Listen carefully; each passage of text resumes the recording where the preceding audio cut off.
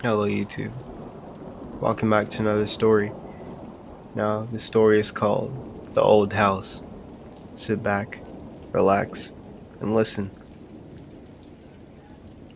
My family and I moved into a new house. The family that lived there before us were very elderly and died in the house, but we didn't mind it. It was a very nice house for how cheap it was. We moved in and everything was fine for the first 3 days. On the fourth day, we started hearing noises in the floor, but we didn't think much of it because it's a pretty old house. And old houses make creepy noises. The noises started getting louder every night, and it sounded like a woman saying words, but couldn't understand them. We started looking around and found a door in the kitchen. Behind the paint, it was sealed up, so my dad and I opened up the door and went into the basement, and what we found was horrifying. There was a pool of blood on the ground, and on the wall it said, 2 days left. We went back upstairs and called the police. They didn't do nothing, of course. Today I'm writing this, and I hope today I'm writing this, and it would be 0 days left. I haven't heard any noises, and I really think things are going to be bad.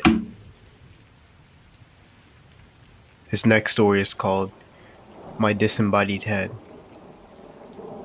My story begins on a hot summer night in Central California. I had just moved into a new home and had my brother staying for a visit.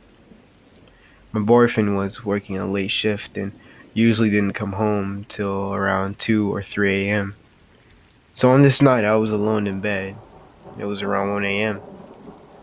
I woke up suddenly to the unsettling feeling that someone was watching me. The window directly next to my side of the bed faces the backyard, and I had the window open and blinds drawn in in the hope of some kind of breeze. As I opened my eyes, about 2 feet away, I saw what looked like to be a young female child staring dead at me through the screen. I froze, holding my breath, because although this seemed to be a child, she didn't exactly look alive and well. Her gaze and facial expression were very unveering. She wasn't blinking or making a sound. I couldn't see more than just a face. No body seemed to be there, as if it was just a floating head. Thinking it to be a mix of a dream somehow being projected into reality, or my eyes playing tricks on me, I blinked a couple of times thinking she would disappear, but she didn't. I jumped out of bed and quickly shut the blinds. I paced in a circle near the window, wondering if I should open it again and see if she was gone, but I was terrified it'd be like a jump scare in a movie and something would burst through the screen. I sat on the bed for a minute, staring at the shut blinds, totally freaked out and in disbelief of what was happening.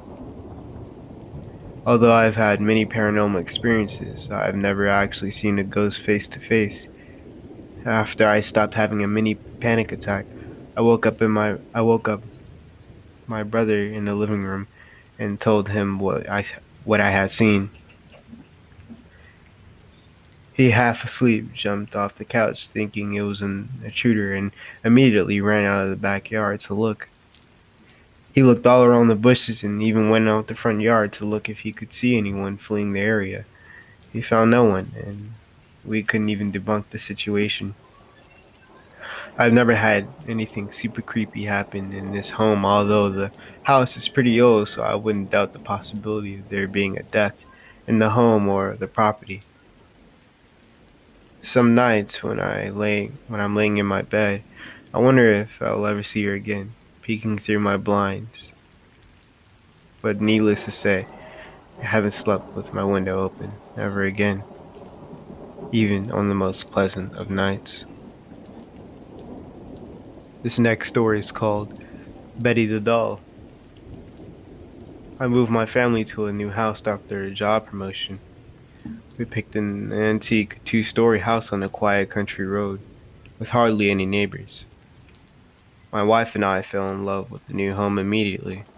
We wondered why the original owners just stopped and left. A little girl was exploring every secret of the house had to offer. She opened every door, checked every room, lifted up every carpet. She found nothing interesting until she found a small door by the stairs. She opened it to find a fully dressed porcelain doll. She eyed it with interest and showed it to us. My wife and I decided it must have been from the previous owners and debated if we should contact them. Our daughter protested, saying that she would take care of her. We relented on the issue, and she named the doll Betty. Out of all her toys and games, she loved Betty the most. She did everything with her, even had a full-length talks with her, and even gave her a voice. We always had an extra seat at the table for Betty to eat with us. With hardly any other kids around, I think my little girl really made a friend in Betty when she had none. She was very possessive with Betty as well. Anytime we tried separating them, our daughter would start throwing a fit. One night we told her Betty wouldn't join us for dinner, and she threw her dinner plate on the floor and screamed at us. We sent her to her room without Betty. We'll be locked in the tiny room she came from. I walked past the stairs later that night to find the tiny door open. I went right to my daughter's room thinking that she must have snuck downstairs to get Betty. Sure enough, I found Betty sitting on her bed, staring at the doorway. I went over to pick the doll up by its neck. A sharp pain dug into the skin between my thumb and the index finger, and I dropped Betty on the carpeted floor. I looked and found a bite mark on my hand. The pain was sharp and burning. I heard the running of tiny feet behind me and turned to find Betty back on my daughter's bed. Betty hasn't left my daughter's side since then.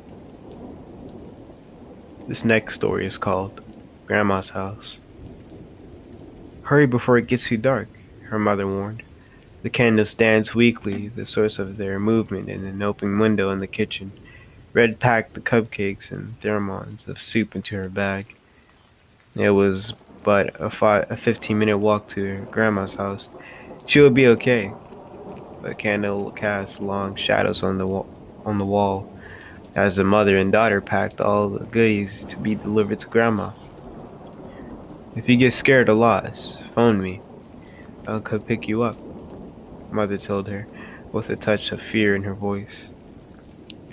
Red's little trip to her grandma's house always made her feel uneasy.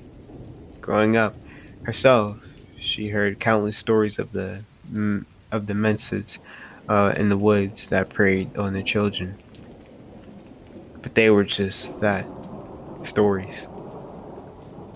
It was getting dark, clouds rolling through the sky and covering the setting sun.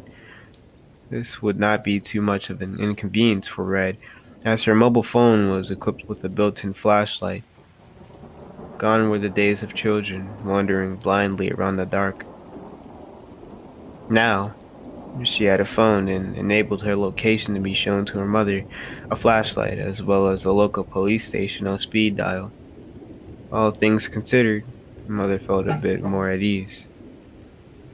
Packed and ready, Mother gave Red a kiss on the cheek, coupled with a tight hug and the parting words of "Be safe, honey. Stay on the path and call me when you get there. I love you." Hood on, bag on back, Red walked out of the door, calling back her love and affection to her mother. Her mother had told her the stories many times and even played over in her head as she walked alone. In every bush she saw, in every corner she walked around, she expected the menacence to be waiting. She could hear its footsteps, keeping pace with hers as she walked. She knew it wasn't really there, but the thoughts were scary at all the time.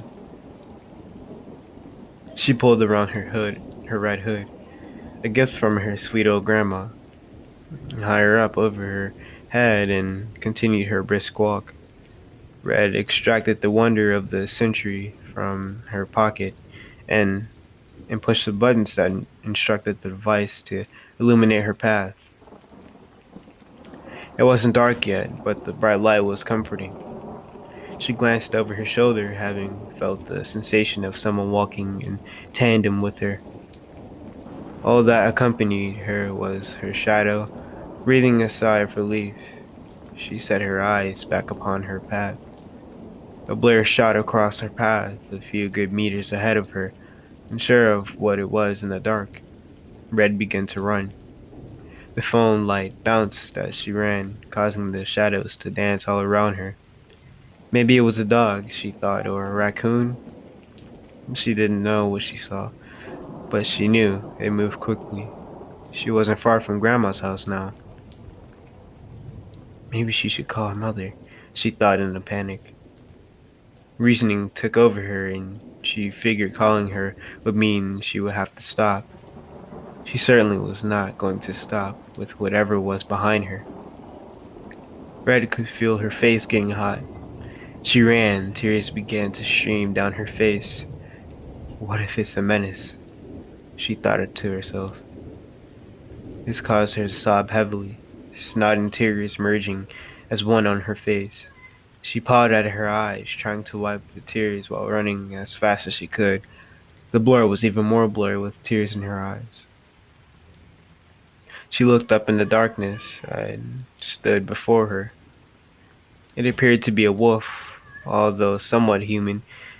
It was covered in hair, and the snarls it emitted shook Red to her core.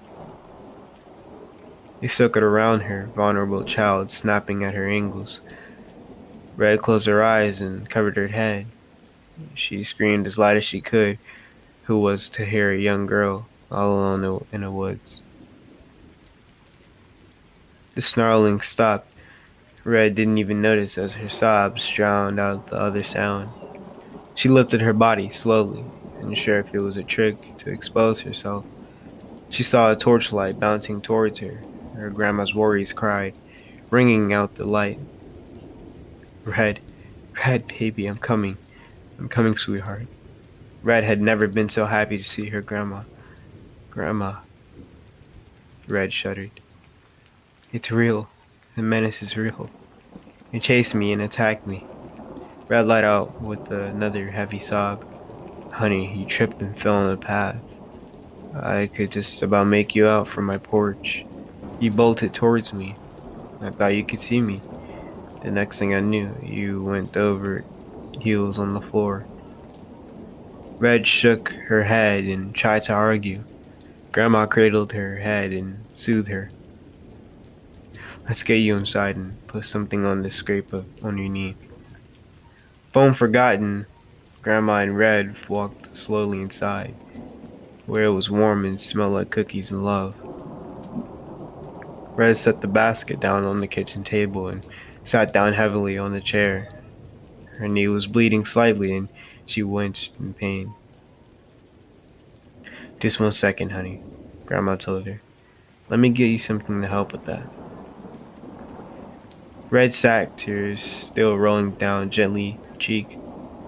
She immediately began to feel better. Her grandma's kitchen, fond memories of baking and good cooking. She loved Grandma. She loved coming to Grandma's house. Grandma returned, first aid kit in hand, knee bandage and cookie in hand. Red felt a whole lot better. Grandma pinched her cheeks and smiled. My, oh my, aren't those cheeks chubby, she exclaimed. You're so cute, I could just eat you. They both laughed and hugged each other. Grandma stood up before saying, Red dear, it's been so nice having you over. You're someone I want to introduce you to. The kitchen door was open, and Red felt her heart sink.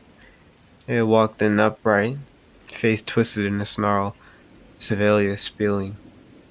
It was a man, but also a wolf. The teeth, oh God, Red could see them clearly. Its eyes were cold and dead. It was a nightmare personified. Here's my little pet, honey, Grandma said. He's been dying to eat you. This last story is called The Akuma. I live in Osaka and my name is Mayu. I'm 23. A little girl like me was up late at night watching videos on my phone when I got a knock at the door. And I was confused because I didn't expect any visitors. I opened the door to see nothing.